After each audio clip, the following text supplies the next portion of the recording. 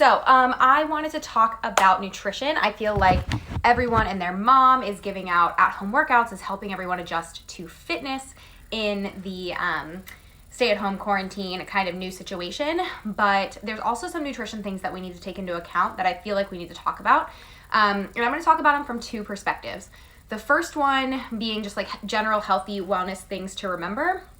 And the second one being if you are on a specific nutrition plan, like any of my clients, any of my former clients, and you're wondering like, suddenly my activity level is down and I need to maintain this calorie deficit to lose fat. How do I do that effectively and safely while staying at home? So I feel like they goes over it. Okay.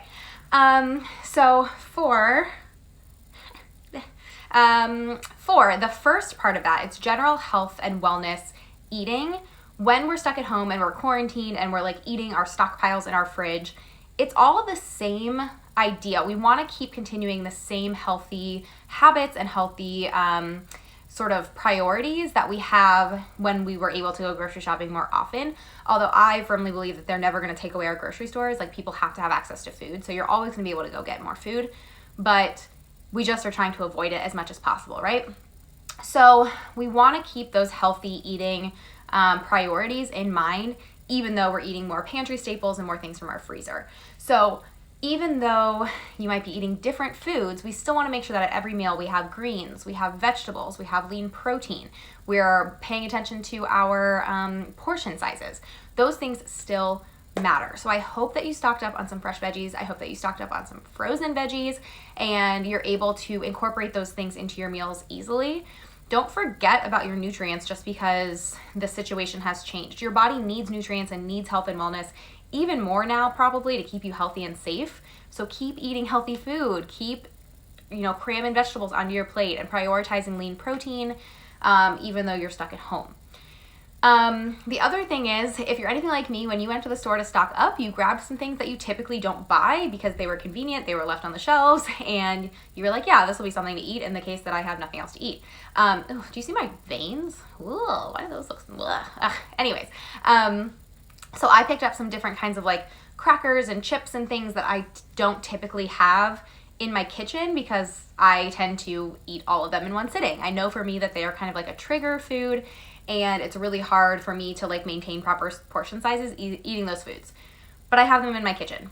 So this is an opportunity when we're home and things are moving at a little bit of a slower pace and we're not like rushing around to really pay attention to our hunger cues and be mindful of your hunger and your satiation. And if you're eating out of boredom, eating out of stress, or if you're actually eating because you're hungry. So when we have a lot of stuff stocked up in the kitchen, specifically things that we don't typically buy, we're more likely to go just like absentmindedly kind of snack on what we have on hand. So it's a good time, like I said, to kind of connect to your hunger cues and make sure that you're staying mindful and you're eating only when you're hungry. And then when you're doing that, you're making really well-rounded, healthy choices. And if you are going to have chips in your kitchen or things, if you did buy 10 bags of chips at the store because they were there and you were able to do it, like, just don't eat the 10 bags in one sitting. And it's going to take a little bit of mindfulness and self-connection to stop yourself, but it's also a great time to focus on portion sizes and actually take the time to measure what a portion of chips or crackers actually is. Like, use your food scale because you're not packing your lunch and rushing around so much.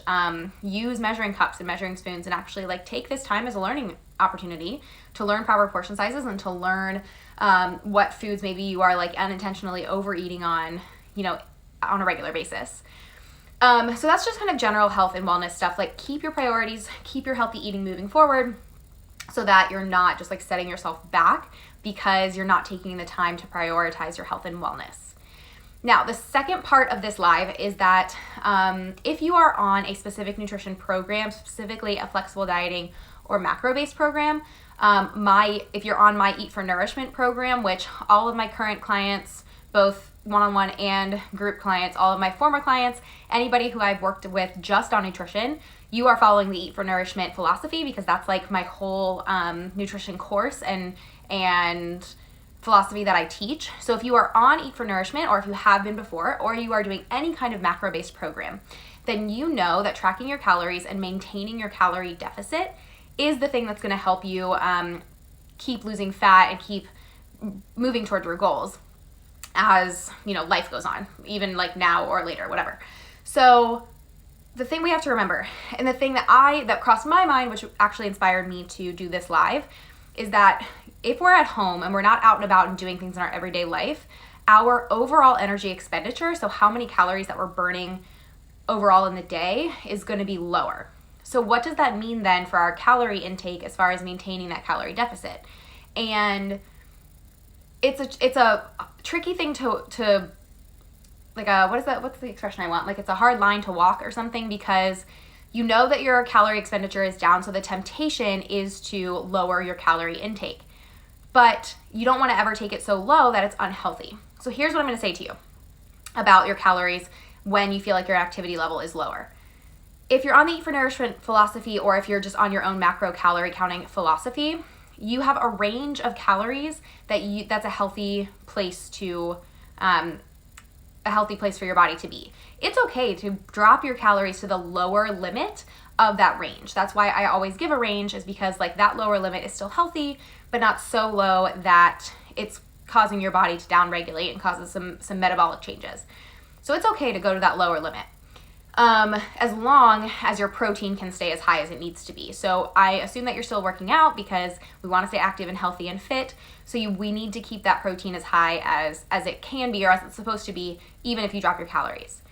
The other thing is, it is never, ever, ever okay to drop your calories to an unsafe low amount just because you feel like your activity level throughout the day is down. Okay? And I would say that for any grown adult who is like doing more than getting out of bed during the day, anything lower than 1,500 calories is not safe.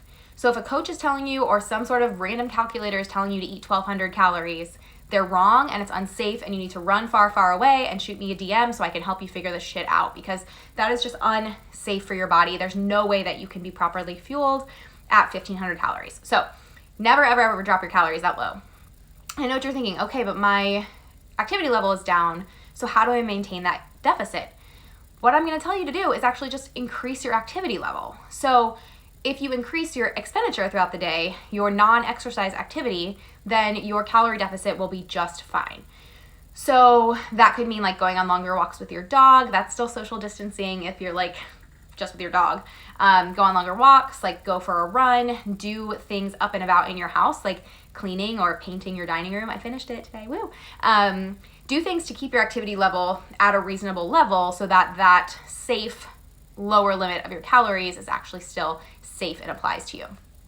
So those are my suggestions as we go into this phase. And if you have any more specific questions or want more personalized help, I am here to support you. So just shoot me a DM, comment on this video, whatever, and I will answer all of your questions as best I can, or send you some direction to help you kind of navigate this stuff and really feel on top of it as we feel like everything else is spinning out of control around us.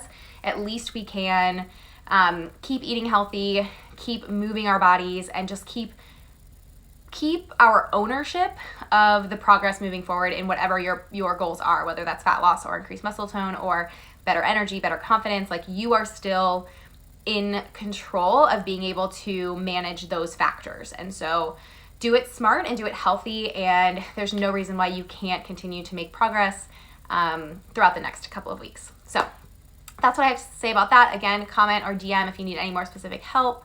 Thank you. Hi, hello to everyone who joined me today.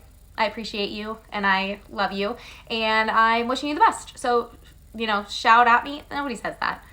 Send me a DM, whatever. Send me a DM if you want to chat more about it, and we will talk soon. Okay. Bye.